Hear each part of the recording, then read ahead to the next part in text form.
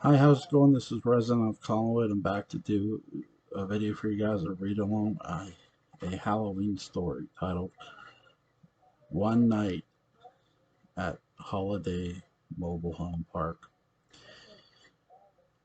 We hear the sound of wind whistling through the air. The wind is moving the leaves. The leaves rustle and begin to move through the air on this cool Halloween night. As the wind is blowing, we hear the sound of faint laughter, the laughter of children who are dressed in costumes, all sorts of costumes: ghosts, goblins, witches, vampires, superheroes. This some some kids are walking the streets just as the sun has gone down, gathering their candy. It is nightfall.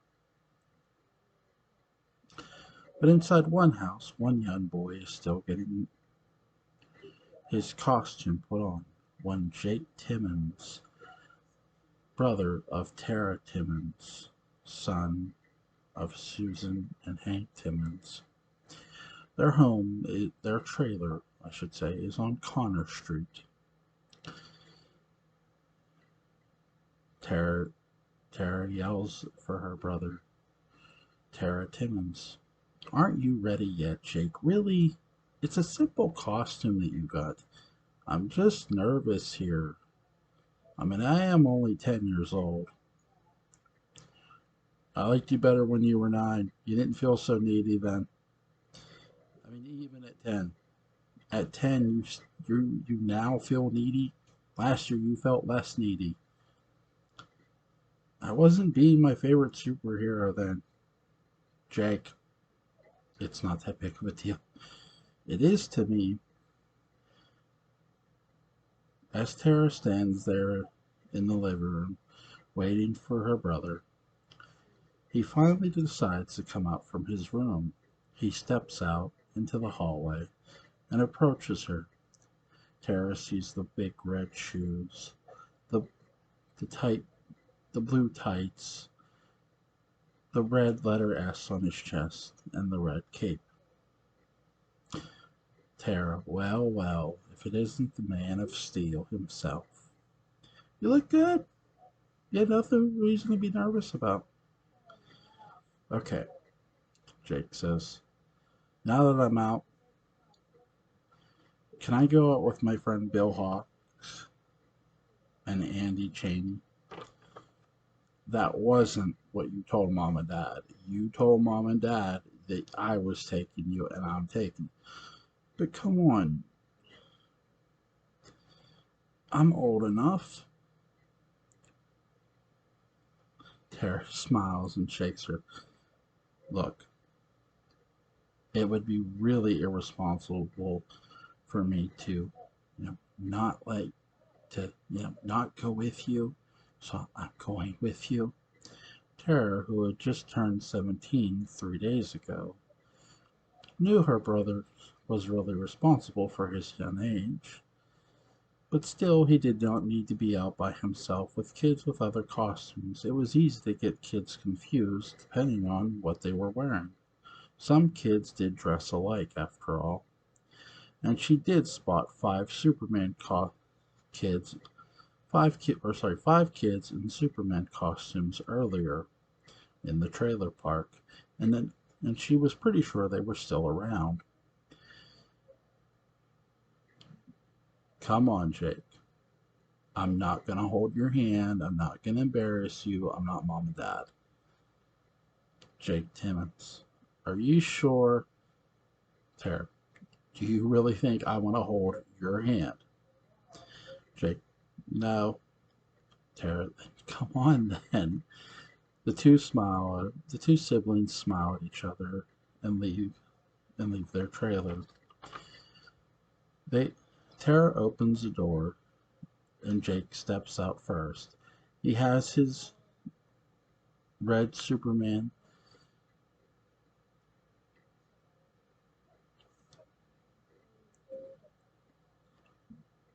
bucket to collect his candy in.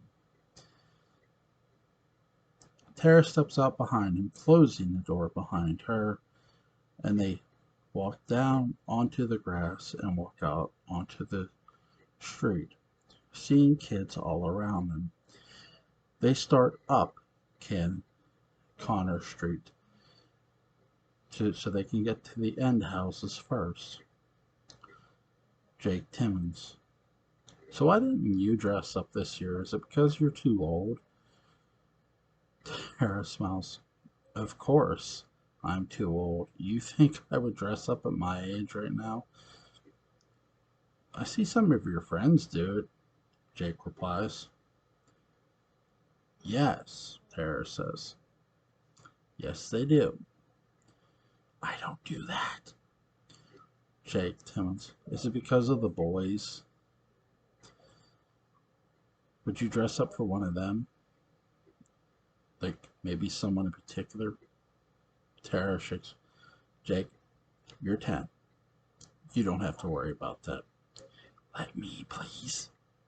And I get that kind of questions from mom and dad. So you stop. You stop it. Jake always looks at agitating Tara. She takes it on the chin really well, but there's times he can tell she gets frustrated, not necessarily with him, but with their parents. Tara tries to be responsible for her age. She knows she's 17. She doesn't that she just turned 17. She doesn't need reminded of it like she was last year when she turned 16. These things just bother her very much. It's like people keep reminding her of how old she is and how she needs to make the right decisions. Jake noticed it, and he noticed Tara noticed it too. Tara begins to speak to her brother once again. She goes, I'm not mad at mom and dad.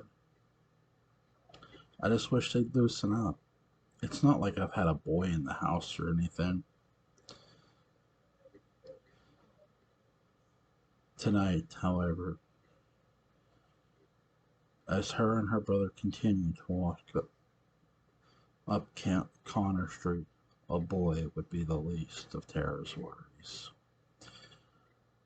For watching the young children and the people walking with them, and some of the people at least, was a man in dark coveralls and a white mask, the knife in his right hand as he peeked out from behind a tree watching them,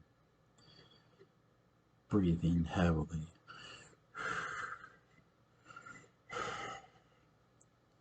Serial killer Michael Myers watching the young kids.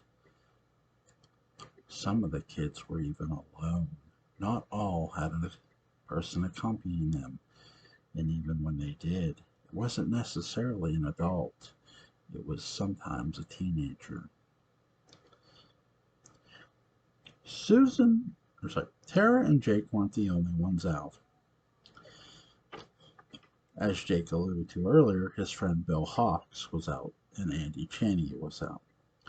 But they were not on Connor Street. They were clear on the other side of the trailer park on Lance Avenue. Lance Avenue was a long stretch of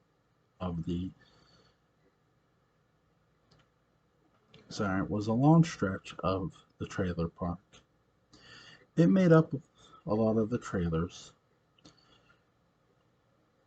here in good old Sandusky, Ohio. Holiday Mobile Home Park was the largest trailer park in the state. It had a lot of residents, and a lot of residents had good paying jobs and young kids. Most of their kids would grow up here, go on and move out. Most of the kids were pretty fair to each other, but they did like to agitate one another. Bill Hawks and Andy Chaney loved agitating each other, though they were not related. They were both the same age as Jake, and but their words were a lot more harsher than what Jake's ever was, which is why Tara did not want her around them on this night. Bill Hawks. Come on, Andy, you little pussy. Don't you want to go away from your chauffeur tonight? I'm not around mine, Andy. Hey man, I'm not some whiny bitch. I'm look I wanna ditch my escort. So let's run from my cousin, okay? Let's tell her we're going up Lance Avenue and we'll cut across it instead. We'll run away from her. We'll lose her in those crowd of kids over there, Andy pointing. Bill smiled. He liked Andy's plan. He thought it was smart and fun. He knew it was a way to get Andy's cousin in trouble. Andy's cousin, Matt Groves, not who was a lot older than both Bill and Andy, for he was the same age as Tara, 17. Though he did not live in the trailer park, he did come to visit quite often, coming to visit his cousin Andy, even though they didn't have the same last name. For you see, Matt was related to Andy's mother's side. Andy's mother's maiden name was Groves. Matt played football. He was a football player. Therefore, he had a Letterman jacket on. Most people took his jacket as part of a disguise, but really, in reality, it wasn't. Matt continued to walk along Lance Avenue. He looked at Andy. Andy turned and smiled. Hey, we're going up Lance Avenue. Okay. Just then, some kids darted out in front of Matt. A little girl was about to fall. Matt caught her. Matt, are you okay? Heather Masters was only 8 years old. She was by herself. Matt Groves. Hey, you should keep these shoes tied, young lady. Matt was a very kind young man. He was never mean to people, for he knew that treating others well is how you would want people to treat yourself. Heather, oh, thank you, sir. Oh, my name is Matt Groves. Andy's my nephew. He's right over. As Andy pointed, he saw Matt, or sorry, as Matt pointed, he saw Andy was gone, and so was Bill. Andy Chaney and Bill Hawks were nowhere to be seen, and he stood up and he hollered their names. He mainly hollered for Andy, too, at first, but then he also hollered for Bill, though he was not watching Bill Hawks on this night. He knew he couldn't really watch Andy without Bill being with him. He hollered, but they did not respond. He asked the other kids if they had seen where they went, and they shook their heads no. All the while, Bill Hawks and Matt Grove's cousin, Andy Chaney, were having themselves a fun little laugh, for they had run clear across Lance Avenue and made it on to November Street. November Street was on the other side. No one knew that they were by themselves. Well, so they thought no one knew, for somebody was watching them as well. And it was the same person who had watched Tara and Jake Timmons earlier.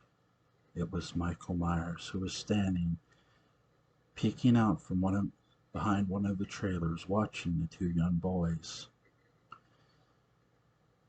It kept getting darker and darker. The wind was still howling.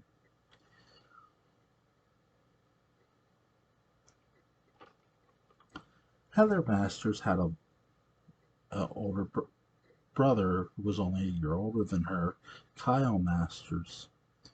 Kyle Masters looked around Lance Avenue. He did not spot his sister anymore.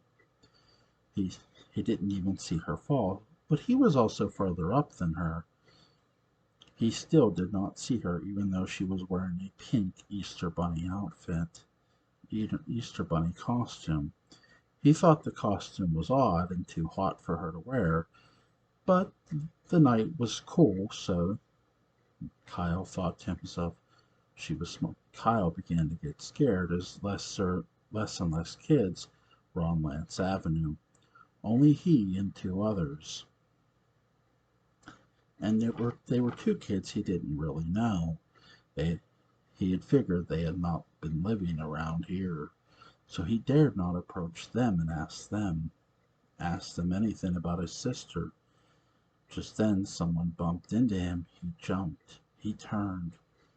It it was indeed his sister, Heather.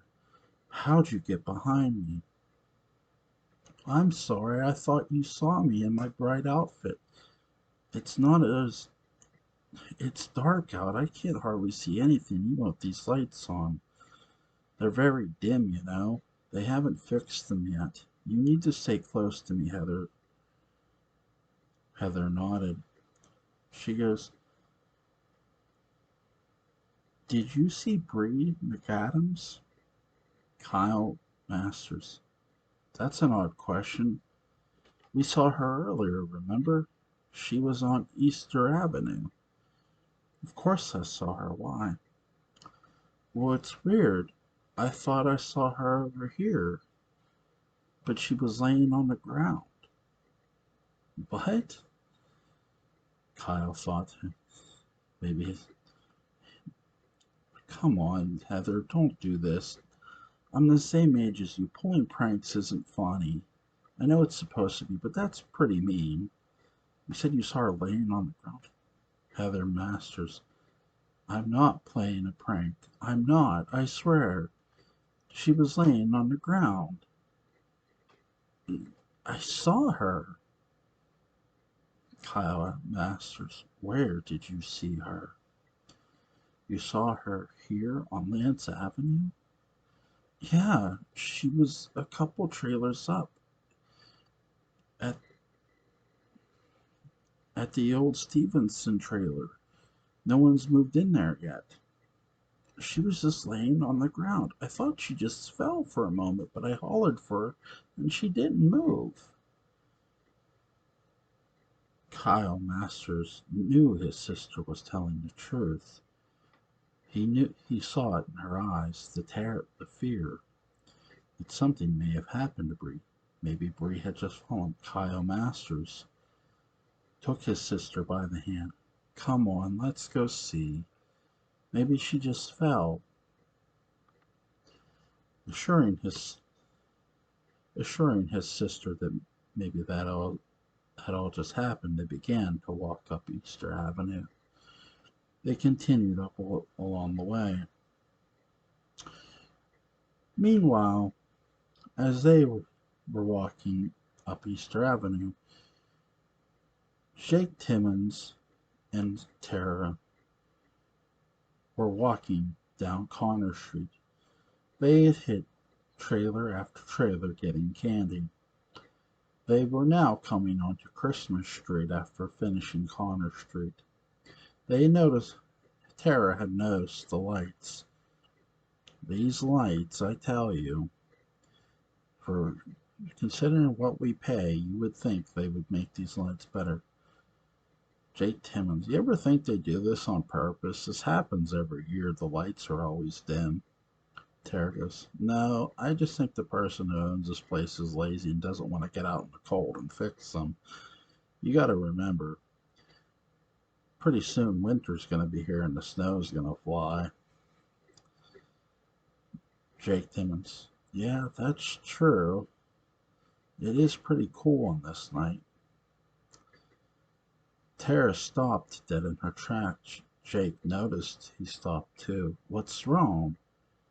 Tara, "Did you just see that?" Jake's like, "See what?" "Over there behind that tree. Did you just see that?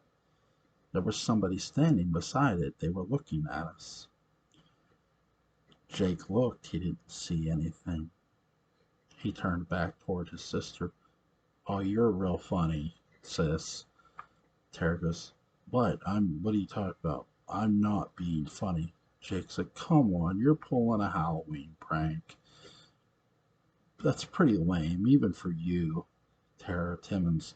Um, I'm not pulling a prank. I saw somebody in a costume standing by that tree watching us. Jake Timmons, of course you saw somebody in a Halloween costume. It's Halloween. Come on. You're being, you're just being silly, Tara. Oh, first I'm pulling a prank, now I'm being silly. Which is it? And Jake said, Jake Timmons, maybe it's both. They both had a laugh and continued to walk. Though, though they continued to walk, Tara continued to look back at the tree. The person she saw was gone. She saw a man standing in black coveralls, wearing a white mask, watching her and her brother. She found the man very creepy. She shook it off and they continued down Christmas Street. Matt Groves was running. He was running across Lance Avenue. He, he was hollering for his for his cousin. Andy! Andy! You little shit! If I catch you, so help me God! Matt was very furious with his cousin. His cousin Andy and Bill Hawks both knew better than to run from him, for Andy was always told by his mom and dad to stick next to Matt when if he ever came over to take him out for trick or treating. It was no different as if Andy had went with his father. Though Matt wasn't his father and only his cousin, the rules were the same. Don't leave the presence older of an older person, especially somebody who's older than you. Just then Matt saw two young girls. Jean Stone and Vanessa Cosgrove were in were in matching outfits. And and the reason they were is because they were dressed as the same character. They were arguing over this fact. They were both dressed as Alice from Alice in Wonderland. Jean said, it was my costume first. But Vanessa argued back, no, it wasn't. We both picked out the costume at the same time. We're best friends. We're arguing over something so silly. Matt walked over to the two young girls, both who looked to be the age of 9. Matt Groves, excuse me, Jean Stout looked, yes? Have either of you seen Andy Chaney or Bill Hawks?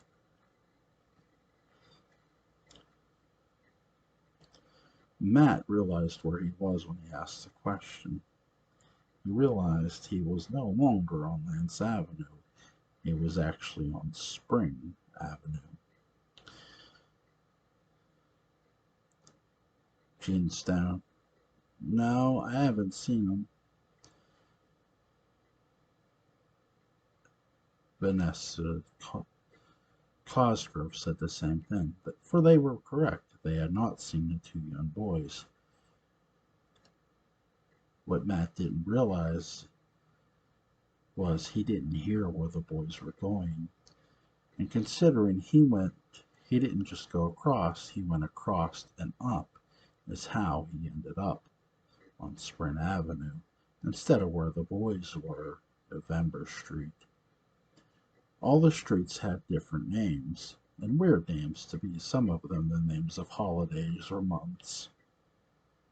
There was even an April Street, but that was clear on the other side, and he didn't think the boys would venture over that way, considering they had been over there before. When in fact, Matt Groves and Andy Chaney and Bill Hawks were sort of getting ready to wrap up their candy run. Tara Timmons and Jake Timmons were on that side, though. They had finally or sorry, no, Tara Timmons and Jake Timmons were on that side. They had hit more houses. As Tara was talking to Jake, it was Jake who stopped this time. Tara stopped with him. What is it? You said you saw a guy, right? Tara's like, yeah, I told you I did. I think I saw him too. Tara goes, where? He was he was up he was up by the Hayworth trailer. He looked like he was coming out of it. Remember I said, did you notice their light was off? Tara had looked back up to the trailer. The light was off. And they weren't even the last ones. There were still kids on the street, though there were very few. There were still kids. They were now knocking on that very door. Tara knew that the two older couple were answering it earlier, and now they weren't answering it at all. Tara, maybe they just went to sleep. That's possible, isn't it? Maybe this is just, maybe our mind's just playing tricks on us. That's what Tara was telling Jake. But Tara didn't even believe herself. And Jake could tell it. Jake, don't lie to me and don't lie to yourself, sis. There's something weird going on. I think that guy's following us. Tara goes, but for what? Does he want our candy or something? I mean, he can have it. God. Weirdo. I don't see him, though, anymore. Tara Timmons and Jake was right. She hadn't seen the man. Jake didn't either anymore.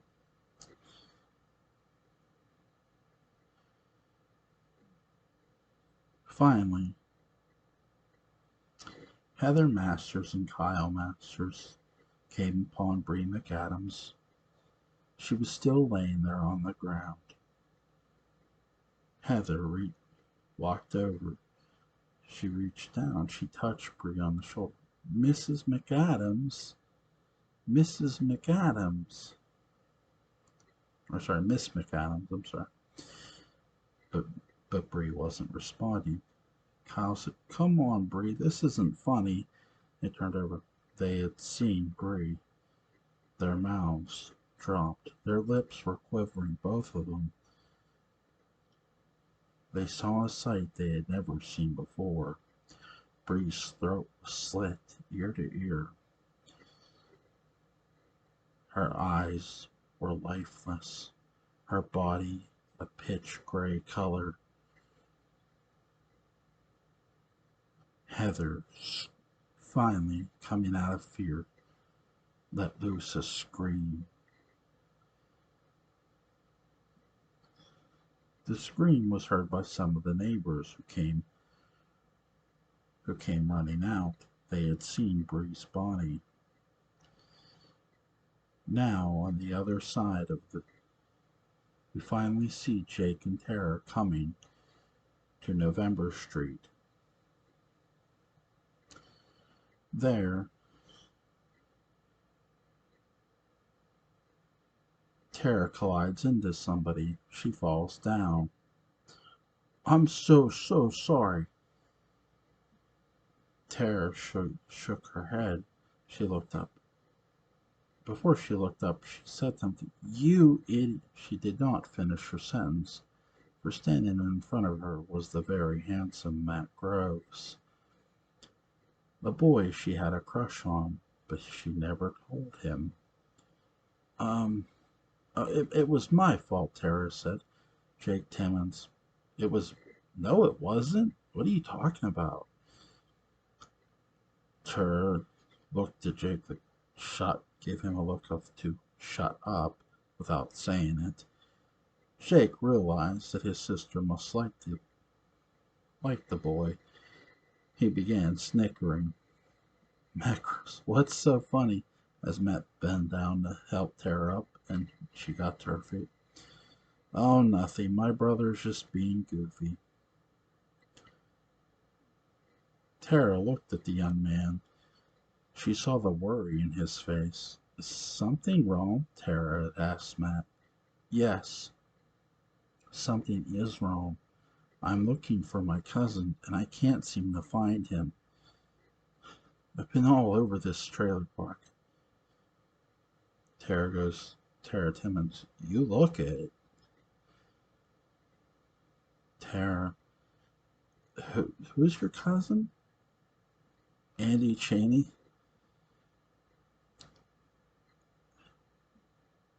Jake Timmons. Hey, that's my best friend. You're his cousin? Yeah, he can be a little shit sometimes. It's amazing he's your friend.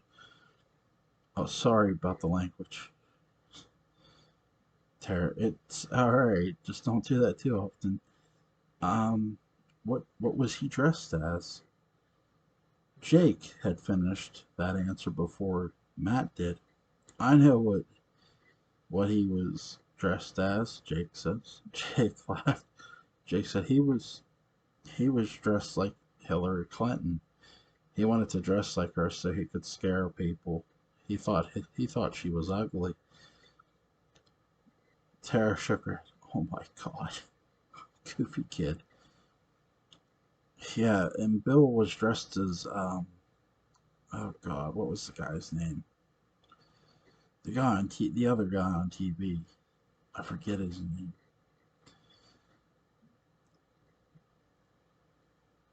Jake Timmons. Dr. Oz. Yeah, yeah, that guy. Matt Grove said. Um, I'm sorry, we haven't seen them.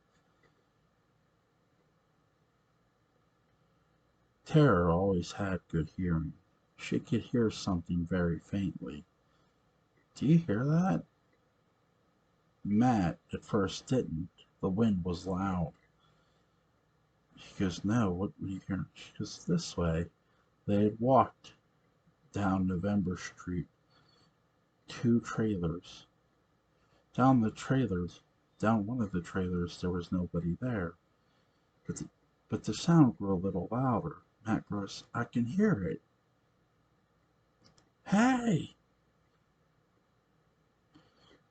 Finally, a young boy had come up from underneath the trailer. He had ran toward Matt, hugging him. The boy was shaking with fear. It was it was Matt. Matt thought it was Andy at first, but it wasn't. It was Bill Hawks. Bill wasn't scared of much. Matt could see it. He could feel it. Tara could see it. My God, are you okay? You look like you've seen a ghost. When Bill pulled back, he saw the blood. Are you hurt? Matt Grove said to Bill. "Oh, Andy, it's Andy. He's, he, he's dead. He's dead. Matt couldn't believe that. This isn't time for jokes, Bill. But but Tara could tell this was no joke. He could see the fear in the boy's eyes. Tara said, Matt, I don't think he's joking. Look at him. Matt took another look. He saw Bill shaking like the very leaves that were shook out the trees by the wind earlier today. Where? Where is he? And Bill, Bill Hawks, we we were coming to November Street, and somebody grabbed him and they put a knife right to his chest. Then he looked at me, and then I ran. I ran. I'm sorry. I'm so sorry. Tears began to fill Bill's eyes. Matt ran off. Tara hollered, Hey! Come on. We're going home. We're going to call the police. They had not realized the police were already there, but they were clear across the other side, yet to the other side of the trailer park, investigating the dead body of Bree McAdams. The police were looking over. There were 4 police officers and 1 detective. It just looks like somebody slit her throat. Anybody could have did this, the detective said. One police officer said, "Yeah, these 2 kids here found the bodies, detective." "Did you see anybody?" the detective asked Kyle Masters and Heather Masters. "No, we didn't see anybody." They hadn't. Now, continuing to walk back to their to the trailer, Tara, Jake Timmons, and Bill Hawks were walking faster and faster. They knew they had a ways to go. Tara could still see Bill's fear. Bill said, "We should just run. We should just run." Tara agreed. They began running as fast as they could, for they were still just now reaching Easter Avenue. Matt Groves walked and walked. Finally he got to Andy, his cousin who laid there dead. He saw him, the knife wound in his chest. "Oh my God." Just then, as Matt stood up, someone grabbed him by the throat. He was choking, kicking. He couldn't scream. The throat, the hand closed on his throat tighter and tighter. A knife came up. Matt saw the knife. There was nothing he could do. It lunged into his chest despite his best efforts. Again and again and again. Michael Myers had stabbed Matt Groves 3 times in the heart, killing him. He then took out the knife, and Matt Groves' body had dropped. Michael walked away. Finally, Tara Timmons, Jake Timmons, and Bill Hawks have reached the house.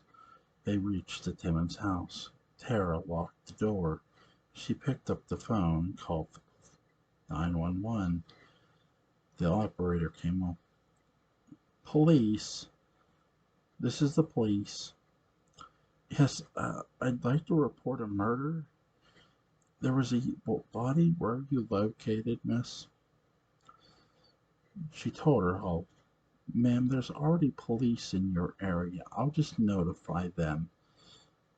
Okay, thank you." She hung up the phone. Tara told the boys, Bill Hawks and her brother Jake Timmons, "He'll be okay. I guess the police are already here somehow."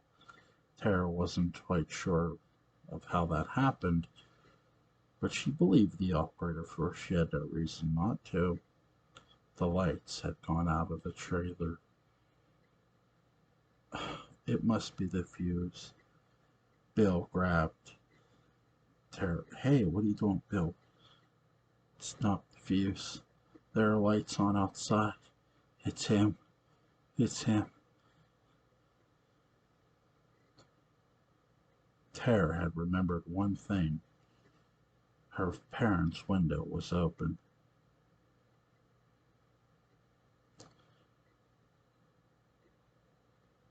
She she grabbed Bill Hawks and Andy and her brother Jake by the hand and took them to Jake's room. "Hide underneath the bed, both of you, and don't move." She grabbed Jake's baseball bat. She came out of Jake's room, closing the door, locking the knob. She went down the trailer. It was so dark. She could hardly see what was in front of her, and it would only get darker and darker. She listened. She heard then breathing. The breathing was, but the breathing seemed to come all around her. It was constantly moving. Just then she thought she saw something. She swung the bat. The bat was caught in midair. She saw the man with the white mask. He slashed at her. She barely avoided the blade of the knife's blade. By falling backwards, losing her balance, she fell to the floor. She crawled, but the man tried to grab her leg. She kicked the man in the stomach, causing him to let go very briefly, but not for long. He grabbed her by the hair and pulled, but he pulled too hard, causing the hair to pull from the root out. Tara let out a scream of pain. It hurt like hell. Then the slash of the knife didn't help matters, for the man had caught her in the leg as well. Tara grabbed something. She realized what it was. It was a lamp. She cracked the lamp over the man's head. The bulb had broke. It caused the man to go backwards. Tara felt. She realized where she was by feeling that she was now in the kitchen. She could feel the counter. She pulled out a butcher knife. She knew in the kitchen the one thing that was kept. Her father, Hank, kept a mag light underneath the sink. She quietly bent down and felt around, touching things so gently, trying not to make any noise. She opened and she finally grabbing the mag light, shining it in the man's face. She had a knife. She charged at the man, but it was a big mistake. The man was a lot more experienced than what she realized. Tara had got it in the stomach. She had got it again and again. Tara laid there, dying, choking on her own blood. Just then the lights were coming on. They were the lights of the sirens. The police were in the vicinity of where the second call had come. When the police finally got inside the Timmons home, they saw the girl, but no one was around her. The two boys were locked in the room. They were fine, but the girl, Tara, had died. The end. Alright, guys, I hope you enjoyed the story. You guys have a great night, and next week I won't do a story. I'll just talk the movies. You guys have a great night.